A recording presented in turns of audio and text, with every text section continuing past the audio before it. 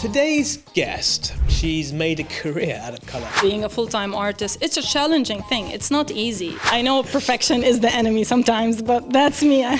So when people look at you aesthetically, what do you think they think? Usually the comments that I get are about the way I look, being a woman, or harassment. How much of an effort do you have to put in every day to be so colourful and to look like this? Sometimes a lot, sometimes not that. It's not that much actually. Yeah. Does the accessibility harm the value of the art? If you pursue a career in art, you're not gonna make money and you won't be able to afford anything basically. And I think this stereotype in general is harmful. We're not the same before October and after October, right? A lot of things changed.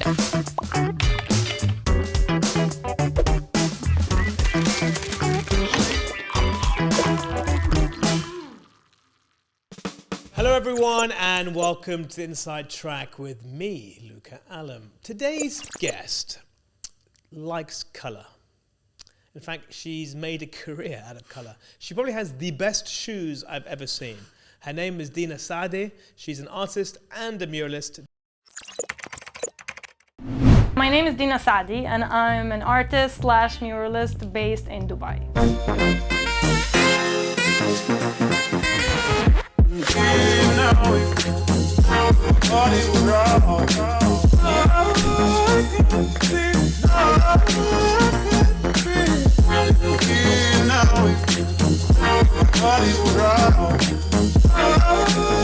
You will be able to create artworks that you relate to.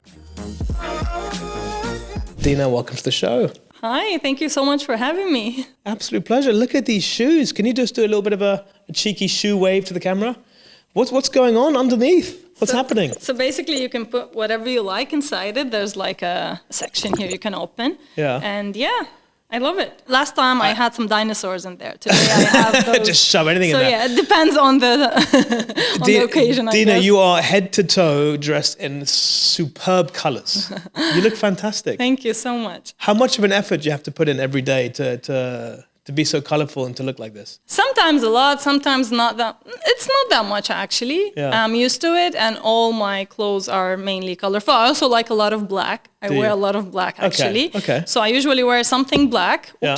and then something colorful on top, like this kimono I made. So this is usually my guideline. So it's not really hard to style. So for those who are just listening and not watching, you're missing out. you need to be seeing what I'm seeing. You look fabulous. Thank you so much. First and foremost, let's start with that. I love the earrings. I love the hair. I mean, you've become synonymous with pink hair, right? People know you from your hair color. Yeah. And the bright colors that you use. It's, Yeah. I don't wear color a lot, so I knew you were coming on today. So for me, I know you joked off camera, but for me, this is color. It's a nice one. It's a really nice one. Thank you very much. And it's very on fashion now. Thank you very much. I do try.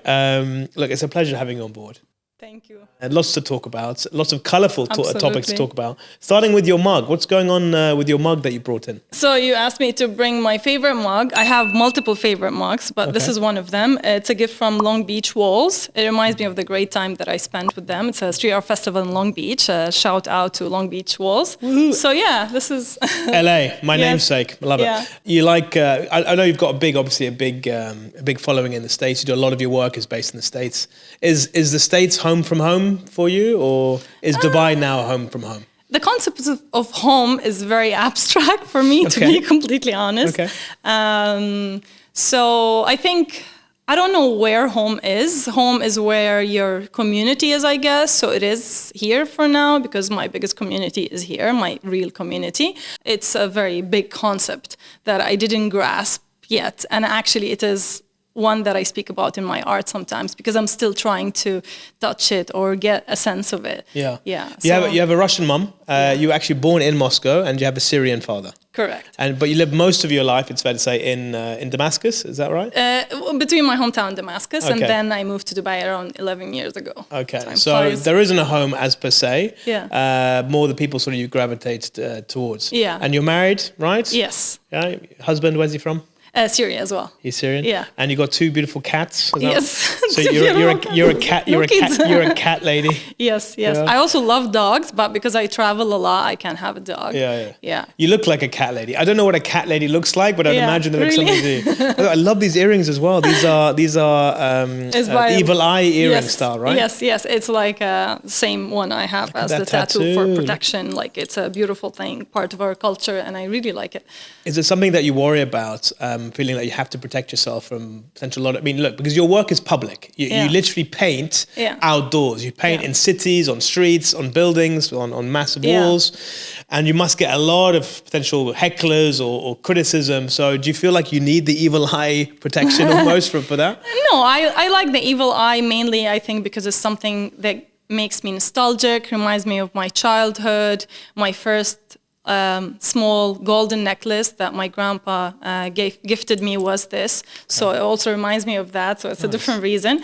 But yeah, I think when you're a street artist or when you do public work, you're open. It's completely different from being in a studio where you control the environment. It's not only how people approach you and how people the feedback they give or the way they can react to your art, but it's also weather, it's different things that might appear. Like if it rains, that's not a painting day. If I'm high on a lift and it's windy, it could be dangerous. Yeah, it could be deathly. I like heights, so that's like good for me. I hate heights. I can't stand heights. If I stand on this table, I start freaking out a little bit. This is one of your pieces, right, behind us? Yes. Is it one of your favorites, or did we pick a wrong one? No, it is one of my favorites. Yeah. It's in Long Beach. It's actually part of the same festival. There we go. We're in sync, man. We're in sync. Yeah, so that's a nice coincidence. Very nice. And you only paint women, is that right? Mainly, yes. I've painted, mainly, yeah. People that don't know you, and I'm sure if you're in the art community, in the muralist community, they would. But for those who don't, how would you describe yourself as an artist? As an artist.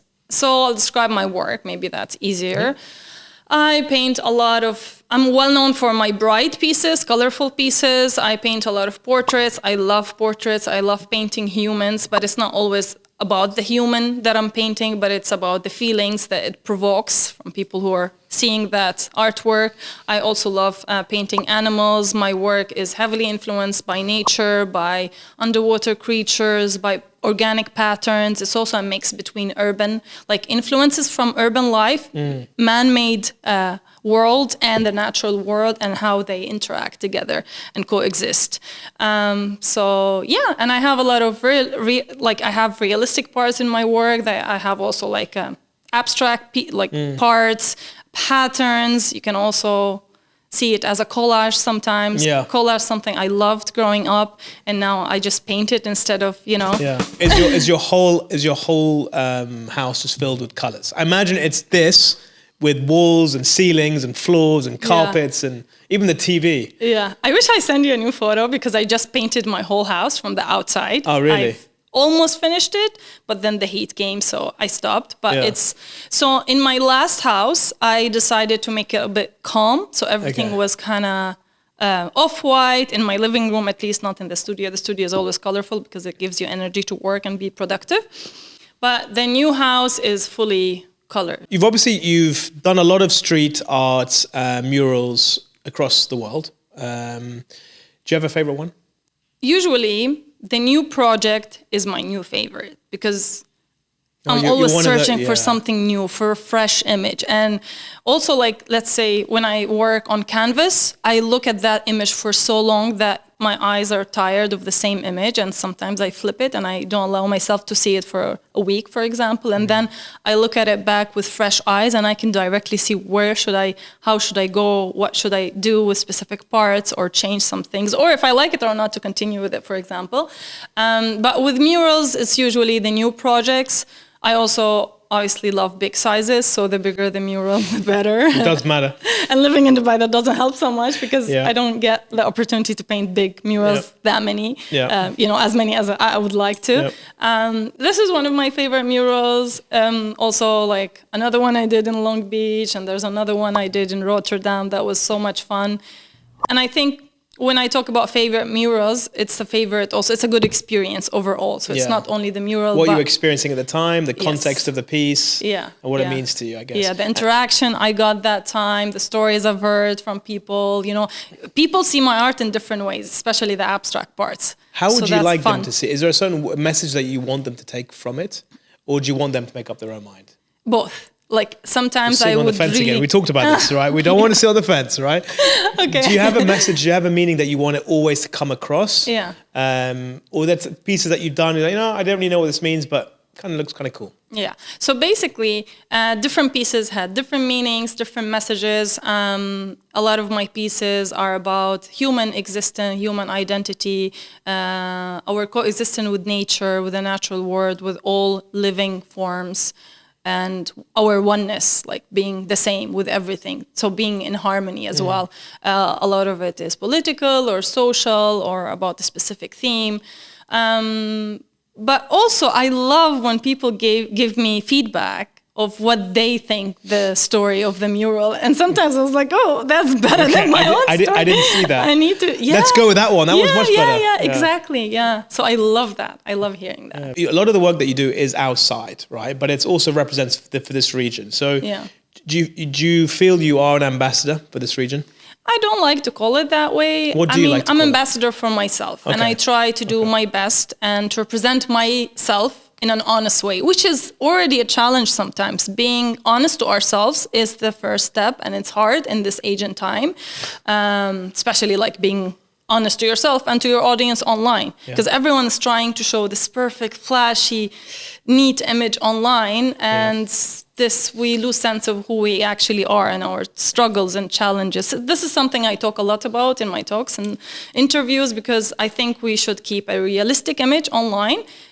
Like if new artists or students who want to become a full-time artist look at me and they only see amazing things, right? Everything is amazing and beautiful and no challenges and perfect. And then they come to become street art, like full-time artists, and they are shocked with the amount of challenges and discipline it needs, and accepting failure and this kind of stuff. And if I don't talk about this kind of stuff, for example, then like I didn't do any good influence on them. When you project the perfect image, you're not relatable to a lot of people. You're seen as someone to be admired, but the people can't relate. But when you talk about challenges and stuff that you're going through, tough times, everyone can relate to that. So then you become much more human, you become much more grounded, and all of a sudden you're able to inspire easier, because you're not someone who is, like you said, is on a pedestal, who's perfect, but actually is human and who is flawed. Yeah, absolutely. It's more realistic. I mean, especially starting your own business, being an entrepreneur, being a full-time artist, it's a challenging thing. It's not easy. So we need also to show the challenges, how much discipline, like I said, it needs, and the things that you need to overcome to go somewhere, to get somewhere. So you've done some work as a creative director in the past. How was that for you, working corporate? So basically, I was a graphic designer for a while, then I was an art director, and that was interesting. I gained a lot of experience doing that, but at the end of it, I was pretty depressed, and I just couldn't. I can tell from your face you're ready to leave. I can tell. I mean, I think I was never made for a corporate job, a 9-to-5 job. Although, like, now I'm working 24. So how did it come about? Because were you just out one day and you're like, you know what, wouldn't it be great just to paint outdoors? Talk me through a little bit of the thinking process behind it. Was it just a spur of the moment idea? Was it something that you've always looked at, a sort of a design of a building or a wall or whatever it is? You know what, I think I can reimagine a different way. What was that made you go outside to take your art rather than inside? So I think when I moved to Dubai and I was still working in a corporate job, I saw a lot of things. I was more exposed to street art, online especially, and some of the community members here that I met and saw their work. And I looked at that and I was like, wow, that's what I would love to do full time. Like, that's so much more fun than what I'm doing now. And I think I was good at my job. I was great in illustration. I still do illustrations, and all my experience in graphic design and branding is very helpful for my own brand now. But slowly I was trying to get into that field, like to do art full time. And I was always an artistic person. I was always painting and drawing since I was like, as long as I can remember, since I was 3 years old. When I was traveling, I started painting outdoors more. I was just literally get my own paint and ask a person if that's okay to paint on their walls. I did something in my house for friends, stuff like that. And then I was approached, like I was posting more and more about this on social media. I was approached, I think one of my first walls was in Egypt. It was a street art festival focused on female street artists. So that was very nice. That was my first wall. I was terrified, but I did it well. And I really enjoyed my experience. And I was like, that's it. This is what I'm going to do for the rest of my life. Yeah. Before I go any further, I always ask my guests about a safe word. Any questions that they don't want to answer, they don't feel comfortable with. Do you have a safe word? We can say, I can tell you it's hot. Turn on It's the hot. AC. It is actually pretty hot, to be honest with you. It's fine now. Yeah. Summer in Dubai, it's not the easiest. Yeah. Are you a summer person, winter person? I'm a summer person, 100%. You are a summer person. Okay. Yeah, I'm a summer sun. yeah. Sun is very important for me. I can't. Actually, like, I would move somewhere else, or maybe you would see me. But what happens to the hair if you sit in the sun for too long? Will it go like a different color? Does it? No, I wish. That would be cool, right? Yeah, just like a different natural organic. That's a fusion between like the real world and you. Yeah. So you have a look. You have a Syrian dad and a Russian mum. Yes. What's that like now in 2024? Having a Russian mum and a Syrian dad. I mean, I don't know. I guess. It's a hard question to answer because I mean my identity is part of me since I was born. So it's hard to really describe how it feels. My family, for me, it was always my family. So I got some stuff from my mom, from my dad. It's not only about their nationalities, or I think in their own right they were different from other people around them. They were different from the typical, person in their cities or villages or.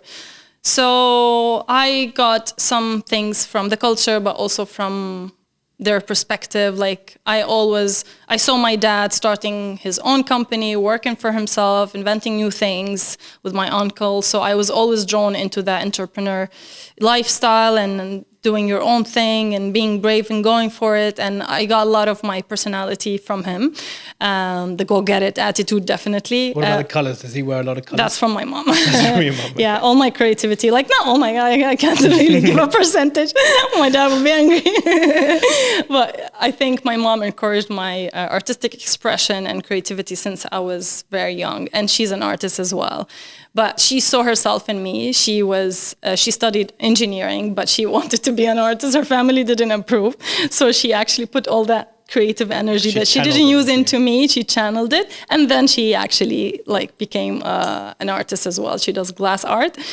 So I guess I'm the product of all of these elements together. Yeah. But it's also interesting how you get the perspective of more than one culture, yes. The language of more than one language, which I think makes your perspective broader and more rich, in my opinion. I have an elephant over there. It's the elephant in the room. Elephant in the room. The elephant in the room. So when people look at you aesthetically, what do you think they think? How do they judge you? I confuse people a lot. They can't fit me in a box. Even like my English accent, sometimes they go straight to Russian or like Eastern European. Sometimes they can't tell. Yeah. So I think I like that. Yeah, you like confusing? You like confusing people? Not confusing, but I don't like when people put me in a box, for sure. Being labelled. Exactly. Artists don't like that in general. 100%. Yeah. I had that with El Cid. Do you know El Cid? Yeah. So he talked a lot about he hates people putting him in a box. Yeah, because people try to do that very hard. I think maybe to make sense. Understand because if they're not artistically inclined in the same way, for them to cognitively understand, they will make sense of it in their own perspective. So okay, she is like this. Yeah. He is like that. And that's the way it is because otherwise I won't understand it. Yeah. But you have a very diverse background. I don't know any Syrian Russians. Do you feel? I know a lot actually. Do you? Yeah. I'm hanging out with the wrong people. Yeah. Do you feel? Are you? Because I've got a split. My parents from different countries as well. Do you feel more inclined to one or the other? If, for example, Syria was ever playing Russia in a football match, would you support one over the other? Like, how do you feel about my therapist asked me that once, and my teacher as well.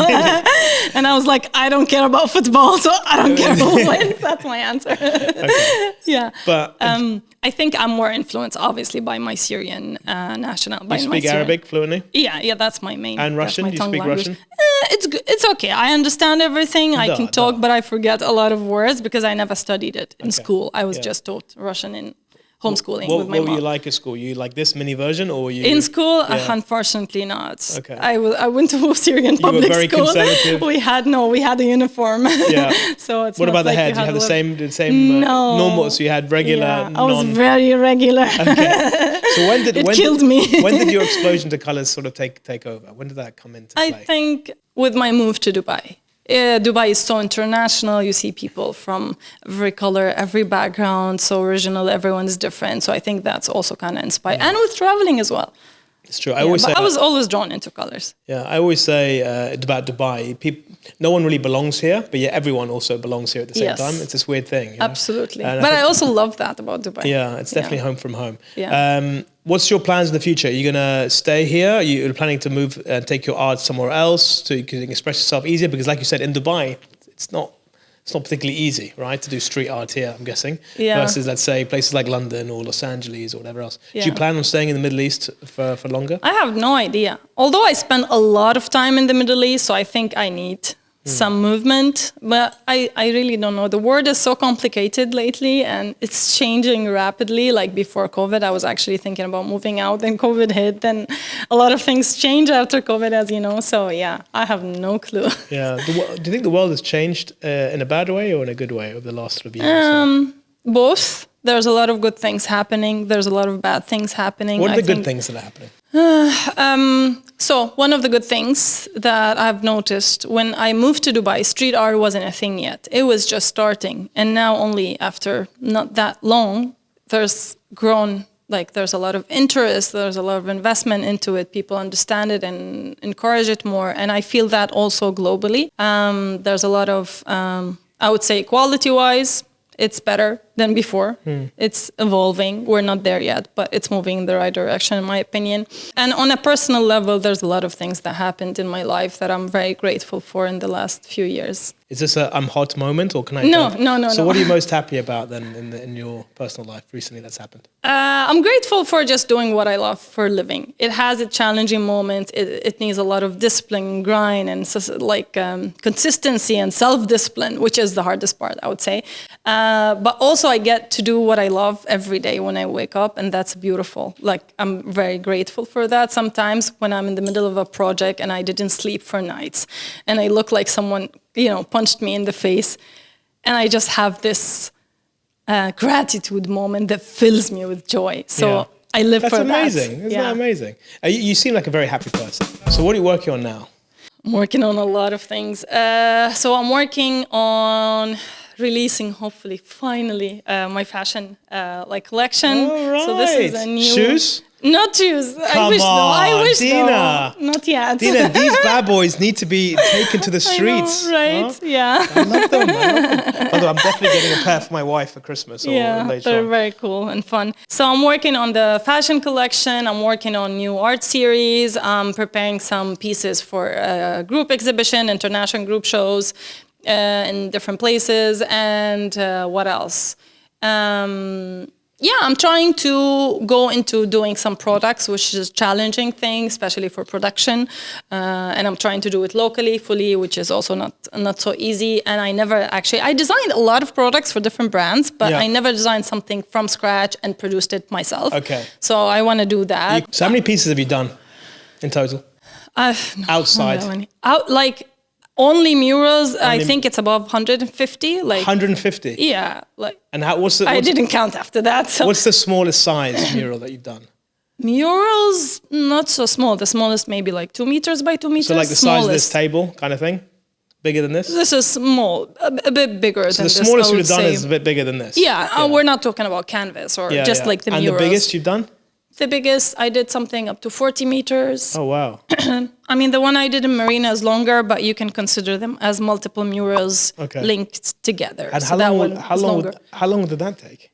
The one in Dubai Marina Walk took, I can't remember, but I think it was around 8 to 10 days. But I had also a team working with me. Okay. And it was on stairs. So it was very challenging because you need to stand on a specific point and see all the visuals aligned on huge stairs over I don't know, more than 40, 50 meters. There's two things I want to ask you based on what you said, right? First thing is, you're very OCD, like you said. So having other people help you, were you like always micromanaging the work that they were doing? I try not to. You tried, but you absolutely did. Second thing is, it's 8 to 10 days. On the first day, you're like super excited. Yeah, it's going to be great. By the 8th, 9th day, yeah, my back is broken. Are you just like, oh God, I hate this work, but you kind of feel like you have to finish it? Does that ever go through your mind? Sometimes. So our work is very physically demanding. Yeah. And that's why, again, also I'm really taking care of my diet and my workout. Hit the gym. Pump now I need it. Like I have to do it. It's not an option or I won't be able to paint. But at the beginning, obviously, it's more fun and easy. But also like when you're about to finish, you really want to see the end result. And that drives you. It's so exciting to see it all come alive. So that's also fun. This part of the show, I like to, we're calling it Inside Time, but it's basically a bag of balls, right? And it's a way in which we can go a little bit deeper into either yourself or what you do for a living. So if you don't mind, Dina, my dear, open up the bag, take out a ball, read it out, and let's have a conversation about it. Let's do this. Socialism and muralists hand in hand, question mark. I mean, that aspect of mural art being public for everyone to see, it's a very powerful tool.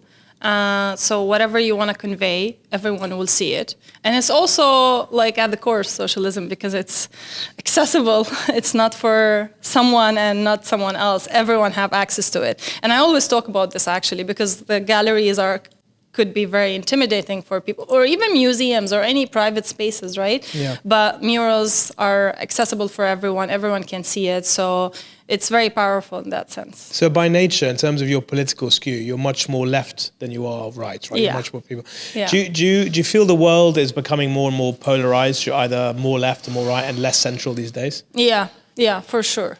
The word, well, I don't know what to say about it. I don't know where to start. It's getting hot. It's getting really hot in here. The AC.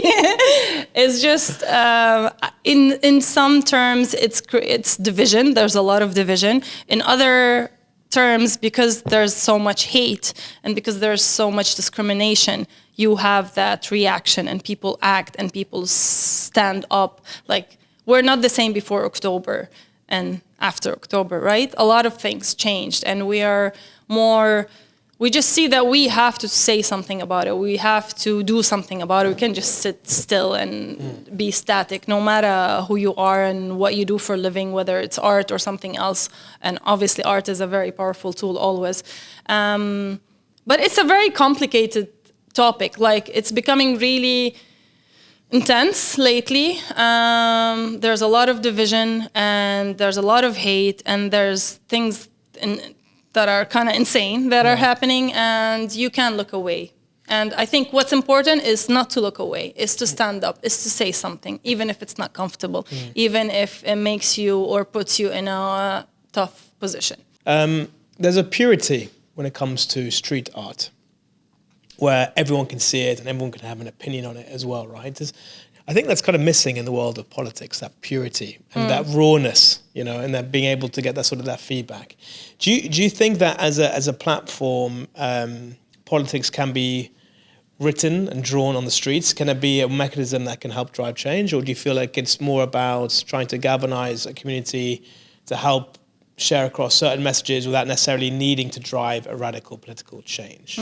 I think for artists to do political statements is important. It doesn't mean that you have to do political pieces if you're an artist, but I think when people do it, I really love it. I appreciate it because I think they're using their platform and their craft and their creativity to make a change.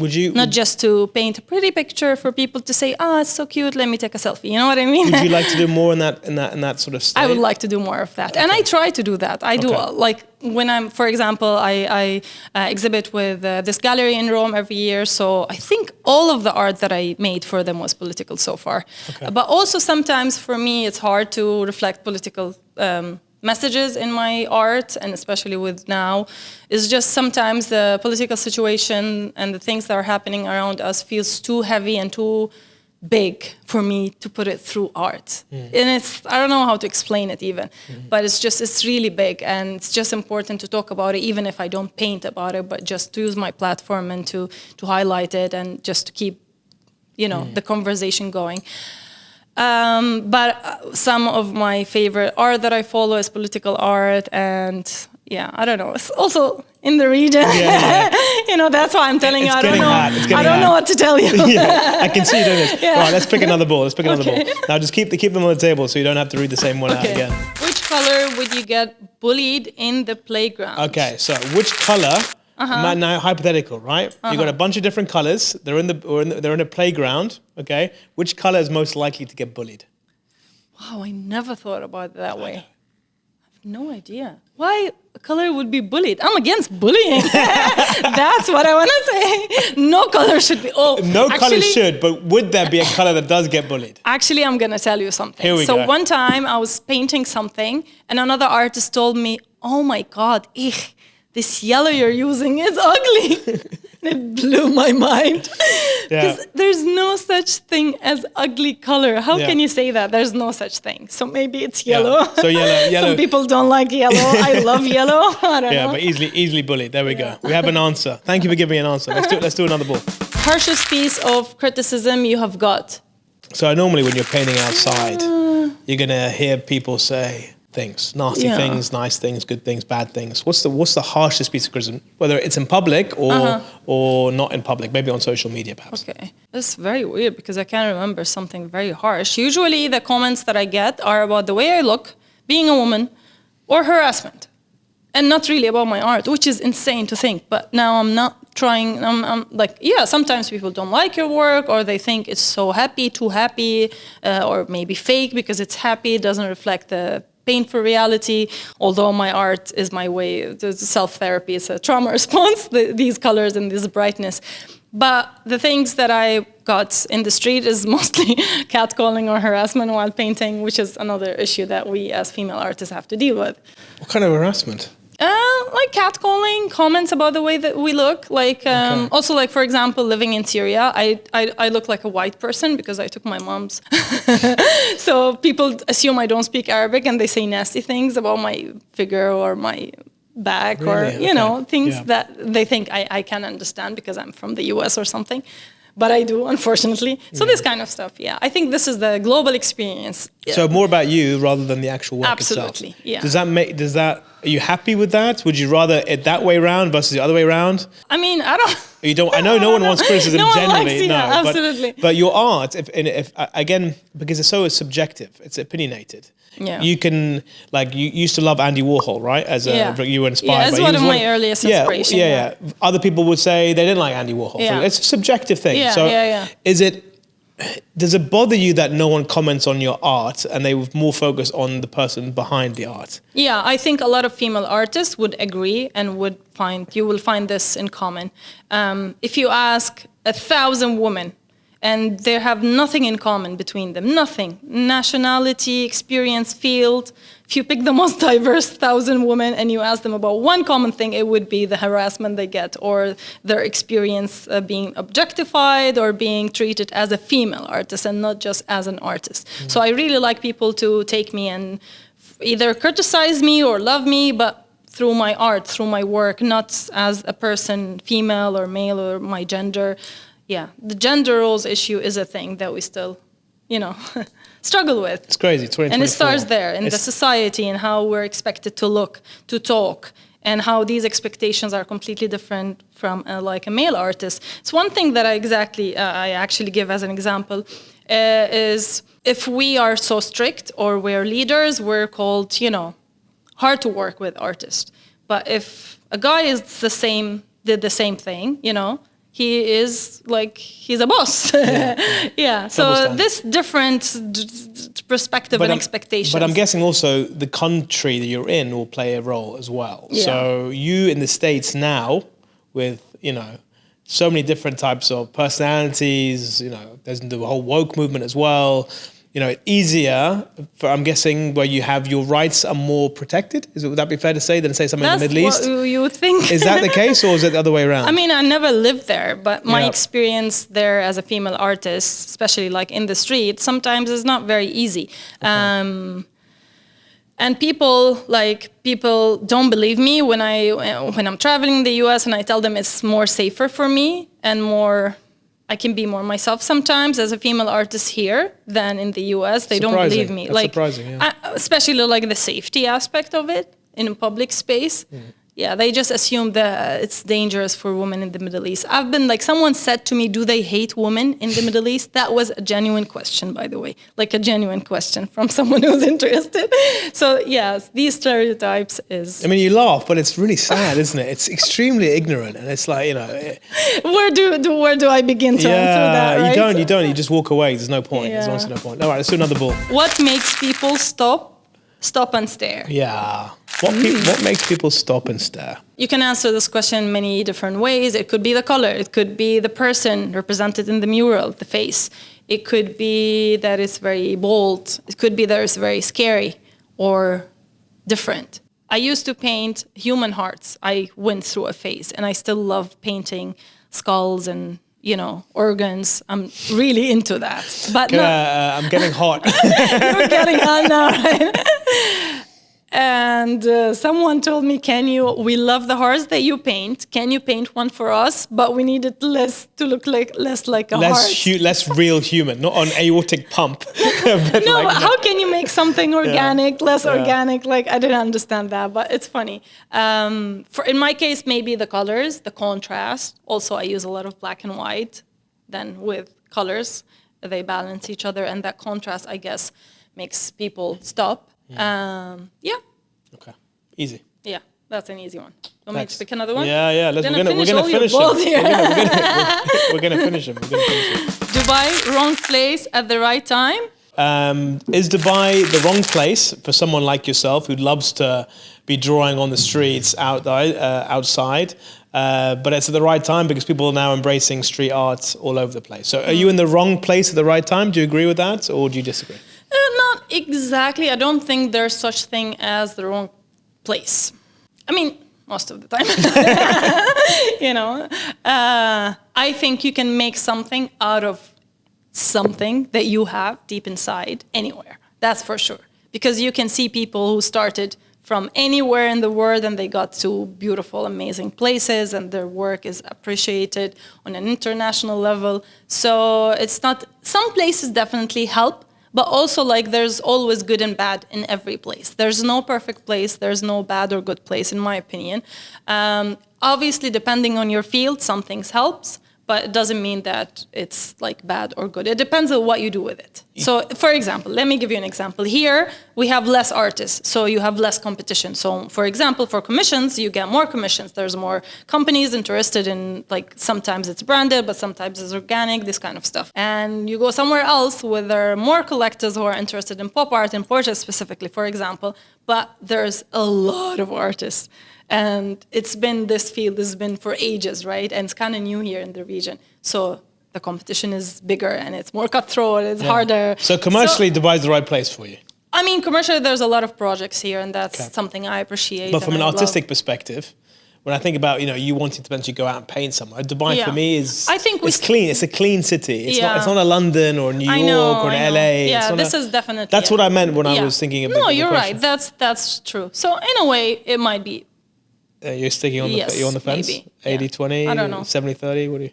50, 60, 60-40. It is the wrong 70-40. 70-30. 70-30 even. My math. Maths You're going to judge my math after this. You're an artist. That's okay. Very good. Let's do another question. Okay. So, 3 famous buildings you would paint on. Ooh, I never thought about that. So, for a perfect wall, for me, I'm just going to talk about that first. I love...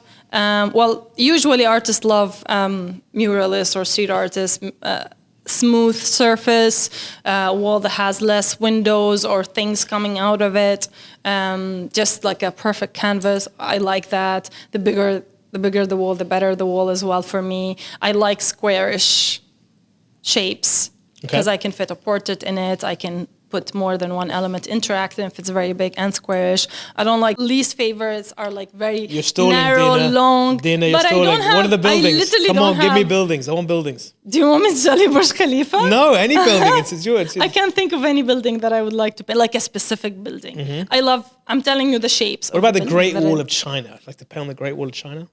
I mean, it's historical. I don't think it would be nice to paint on it. You know what I mean? I don't think I should paint on the Great Wall of China. Empire State Building, would you want to do something there? Which one? Empire State Building in New York. Maybe. Houses That of would look Parliament nice. in the UK, just ruin it completely, perhaps. Yeah. Yeah, no. Maybe. Yeah. Giving you the answers here. Yeah, I don't know. I really don't know. But if you never, What do you think? What do you think? Which building you would like to see my art on? see your art on. Yeah, like a portrait. I love how you're going to ask me a question. That's the one question you're going to. I answered a lot of questions today. You should answer some.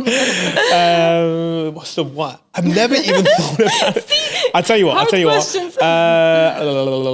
The one building I'd love to paint on. I mean, you know, my Eiffel style. Tower. I would paint on the Eiffel Tower. But how? It needs color. Yeah, Eiffel but Tower how needs can, color. You can't fit a I portrait know I'm upsetting on it. any French people who may be watching, but the Eiffel Tower needs a bit of color, and I would take some of Dina's coloring and I would put it all over the Eiffel Tower. Okay, cool. That's what I would do. I'll keep it in even mind. Even done by the future stages, make projects. splendid. Yeah. You heard it here first. Yeah, There we'll you call go. little seed and Such a good guy. he knows people in there. He was teaching He'll me. help. He was teaching me something called toursanton. Do you know what toursanton? I heard it, but I don't know what Yeah, it is. nor do I. I'm No. still trying to figure it out. I have zero French. Yeah. Me too. Well, we'll see. Yeah. What about Russian? Russian is easy to learn, or I don't think it's very easy. No. Because my husband is finding it hard. it's tough, right? Yeah, it's not- tough. Arabic isn't easy But either. Arabic is the hardest one. Yeah. It's the biggest language, one of the biggest languages, in 100%. terms of vocabularies and Miye b'miye. and a lot of the things. How's your Arabic, by the way? Sucks. Really? I'm But learning. can you, like, if I talk, would you understand any يلا part of يلا it؟ بنبلش إذا يلا. بحكي شوي بتفهم؟ اكيد ولا يعني إذا حكيت أشياء مو منيحة عادي؟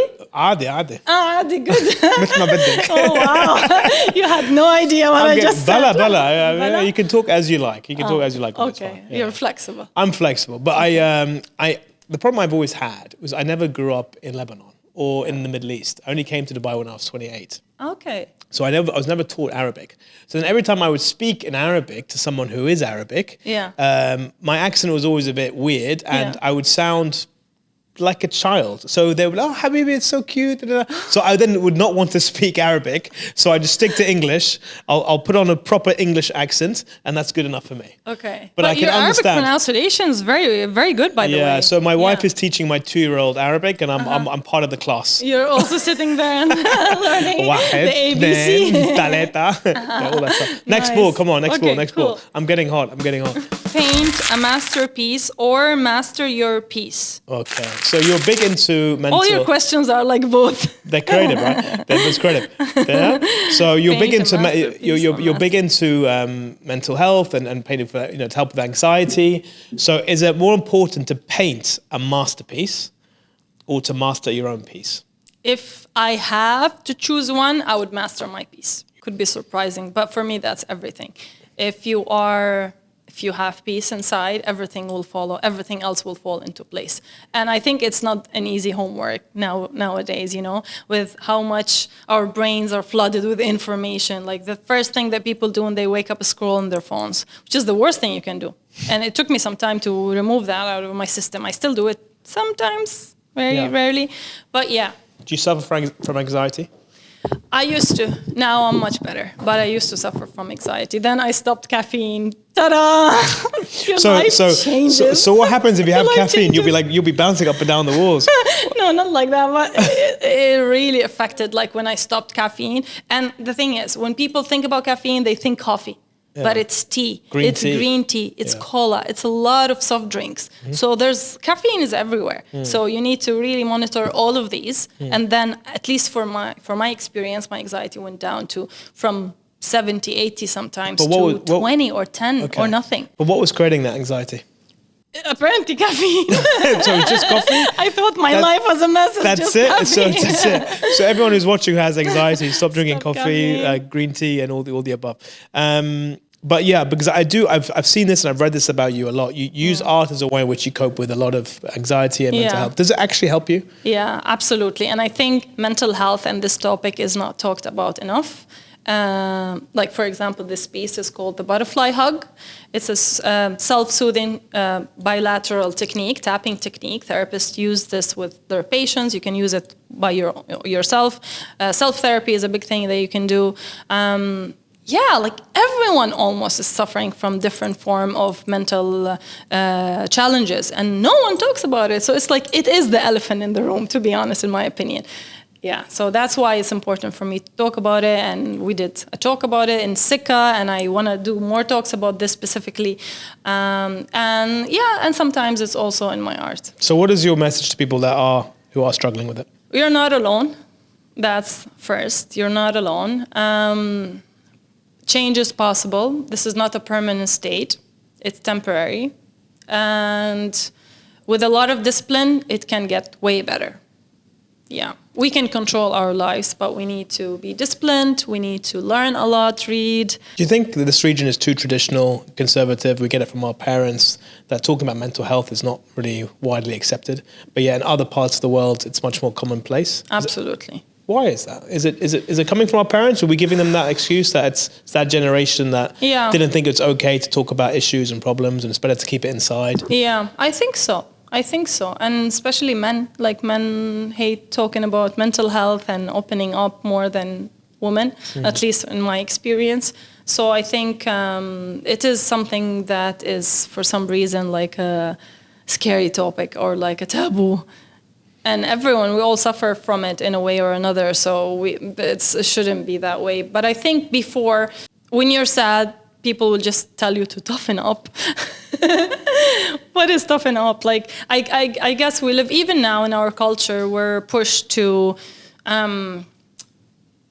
don't be naggy. Don't talk about bad things. Don't talk about how hard your life is. Don't express it. Keep it in. Bottle it in. But when it's bottled for a while, right, then it goes, it's going to go somewhere, right, in one form or another. It's cancerous. It spreads inside you, right? It takes up every part of you, and all of a sudden whatever comes out, you're spitting venom, you're spitting poison because it's been inside for so long. And and social media is a big player in that, because you wake up and you see everyone having a perfect experience, perfect life. You don't know what they're going through. Like, one of my friends actually said that to me. Like, I didn't see him for a long time, for a few years, and I was telling him about, and that was like a very tough year for me 2 years ago. I was suffering with anxiety, I was suffering with depression, and I was telling him about all of that, and he's like, wow, I am shocked. Yeah. Looking at your Instagram, I thought you were having the best life ever. And it hit me that moment that it shouldn't be like that, you know? Yeah. There's a famous campaign in the UK. It was talking about, there were two guys who would always be going to a football match. Yeah. And one of the guys would be asking, are you okay? How are you doing? How are you doing? And the other guy would always look quite sad. But it turns out the guy who was actually asking the question, are you okay? He wasn't the one that was okay. Yeah. And he committed suicide. Oh, so it's a very, very powerful message to saying, just because people are asking if you're okay, the person who's asking may not be okay themselves. You know what I mean? And it's all around us. Yeah. Look, I don't want to bring anyone down too much, but I think on social, you're right. I think there's a lot of truth in a lot of people post because they feel that they need to. Yeah. If they're feeling quite lonely, they have to project that they're happy. They have to project that they're positive. But inside, when they close their eyes at night and they put their head on the pillow, how they're really feeling, no one will really know except for them. Yeah. So projection is important. And also, I think our lifestyle is very important, because a lot of the things we eat is imported, came from a plane, from somewhere. We don't know. We're so far from our food. Like, yes. Where was it produced? How does it look like? What it is? You know, who planted that food? Who made that food for us? We're so separated. It's a lot of work to be to know the source of all your food. When you do you go out to restaurants a lot? First of all, no. No. Do you cook a lot at home? Sometimes I try to cook more often now. I order sometimes, because my lifestyle in Dubai, like when it comes to work, sometimes I work very long hours. But I love to cook. What's your go-to dish?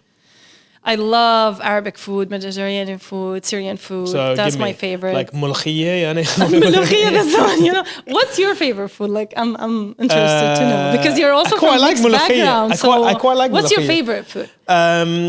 Look, my mum's Italian. She cooks amazing Italian food. Wow, Italian's amazing. She makes great lasagna. Her lasagna is world class. My dad's obviously Lebanese, so I love Lebanese food as well. But I like Japanese food.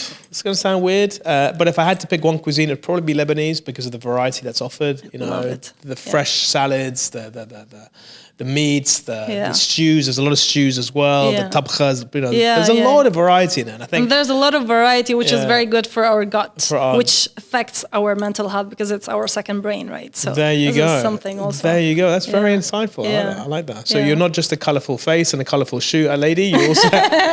So is that when you're cooking? I just came to mind. Do you have to make the plate very colourful? I love to do that. With different types of colours of food? Yeah, I love to do that for sure. I also love making cocktails. It's my new hobby. Okay. So I'm actually looking into ingredients, like how to make it not only colorful but very unique. Look, help yourself later on. You can help yourself, knock yourself out. Cocktails. Maybe you can make me something.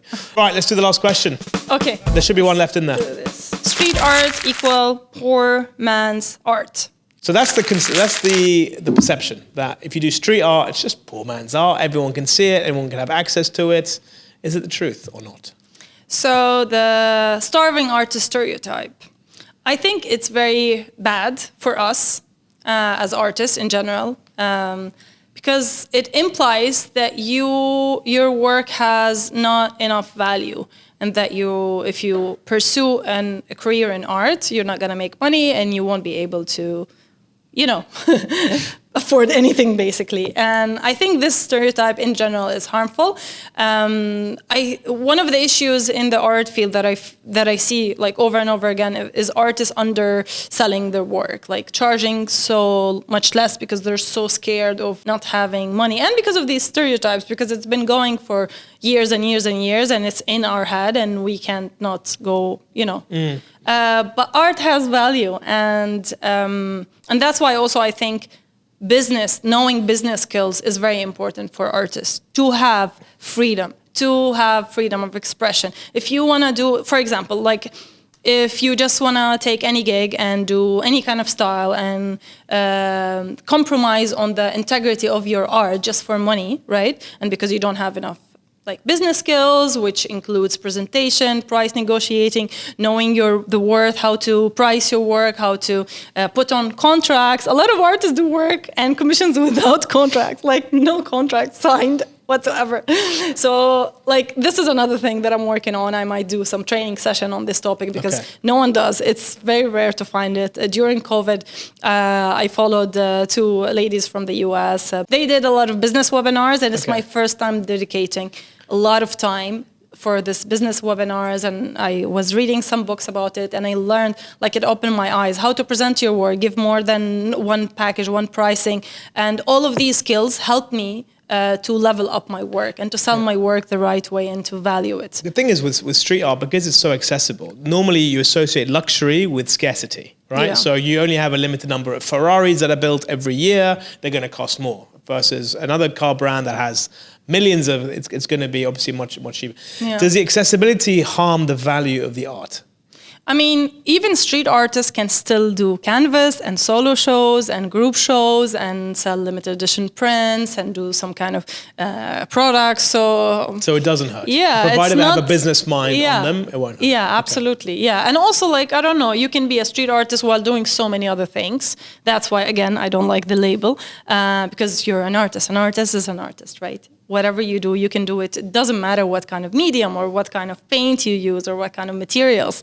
The important part is you expressing what you want to express, conveying these feelings, and making people feel something. Is there a misconception about females in the art scene here in the Middle East or in generally in the world, that they are not career-minded or they're not going to have longevity in their careers? I think it's an issue in the art, industry in the whole world.